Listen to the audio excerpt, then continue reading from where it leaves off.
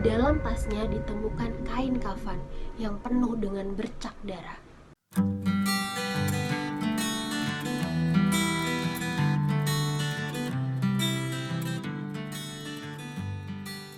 Assalamualaikum warahmatullahi wabarakatuh. Terima kasih sudah klik video ini. Semoga kalian semua dalam keadaan sehat walafiat dan penuh dengan berkah. Nah, di video kali ini aku akan bercerita tentang satu kisah nyata horor tentang seorang perempuan yang bekerja pada sebuah pabrik. Begini ceritanya. Ada sebuah pabrik yang tidak begitu besar. Bentuknya hanya seperti gudang yang terletak di daerah Cengkareng, Tangerang. Nah, pada satu hari ada seorang perempuan. Sebut saja perempuan ini Mbak Ira. Mbak Ira berusia 30 tahun. Pagi itu Mbak Ira berencana untuk pergi melamar pekerjaan. Terus tetangganya tuh nanya ke dia, Mbak Ira mau kemana, Mbak? "Oh ini Mbak, saya mau ngelamar kerjaan di pabrik." Oh gitu, sama siapa, Mbak? "Sendirian aja Mbak." Oh ya udah, Mbak, hati-hati ya, Mbak, semoga beruntung. Kemudian Mbak Ira pun pergi untuk melamar pekerjaan. Beberapa jam kemudian Mbak Ira pun pulang. Si tetangga kembali bertanya, Gimana, Mbak, dapat kerjaannya? "Alhamdulillah saya keterima Mbak. Tadi sih ada 3 orang yang diinterview, tapi cuma saya yang keterima Mbak." Wah, syukur deh, Mbak. Kapan mulai kerja, Mbak? "Nah, besok malam saya udah mulai kerja Mbak. Kebenaran saya dapat shift malam yang jam kerjanya itu dari jam 11 malam sampai subuh." Oh gitu, Mbak. Ya udah, Mbak, hati-hati ya, Mbak. Dan sekali lagi selamat ya, Mbak. Kata si tetangga. Sudah hampir 2 bulan Mbak Ira bekerja di pabrik itu. Sampai akhirnya suatu hari, tukang ojek yang biasa mengantarkan Mbak Ira bekerja pun bertanya kepadanya, Mbak tiap hari datang ke sini. Mbak ngapain di sini? "Lah, saya kan kerja Mas." Kerja. Mbak kerja di mana? "Kerja di sini Mas, di pabrik ini." Lah, orang pabriknya kosong kok, Mbak. "Kosong? Kosong gimana Mas? Orang saya udah lama kok kerja di sini. Ini seragam saya," kata Mbak Ira sambil menunjukkan seragamnya. Loh, kain putih kok dibilang seragam ya? Apa mata perempuan ini udah sirap ya? Pikir si tukang ojek.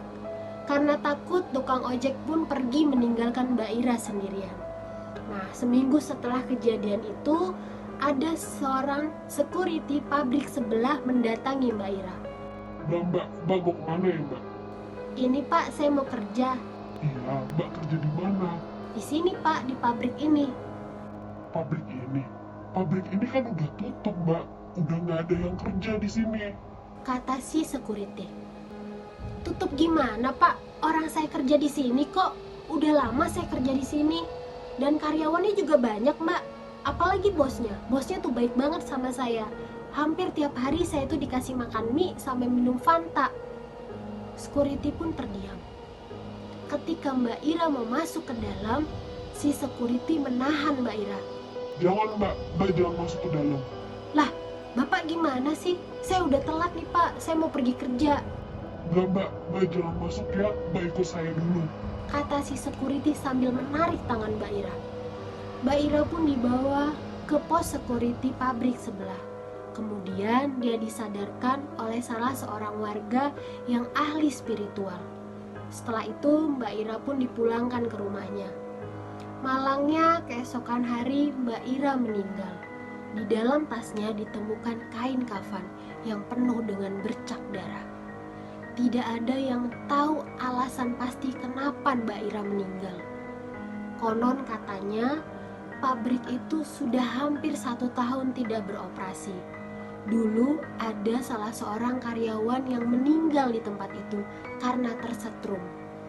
Setelah itu, sang korban sering sekali menampakkan wujudnya kepada karyawan yang bekerja di pabrik itu. Sampai akhirnya pabrik itu pun bangkrut dan ditutup. Di dalam bangunan pabrik hanya ada ruangan kosong yang dipenuhi oleh rumput-rumput liar dan ada beberapa ban dalam yang berserakan di dalam pabrik. Tapi di mata Mbak Ira, pabrik itu masih beroperasi dan penuh dengan karyawan. Jadi buat kamu, kalau mau ngelamar kerjaan, pastikan dulu kalau kantornya ada dan nyata. Nah, itu tadi cerita aku tentang kisah seorang perempuan yang bekerja pada pabrik yang sudah tutup. Kalau kalian suka dengan cerita ini, jangan lupa di like, share, komen, dan subscribe.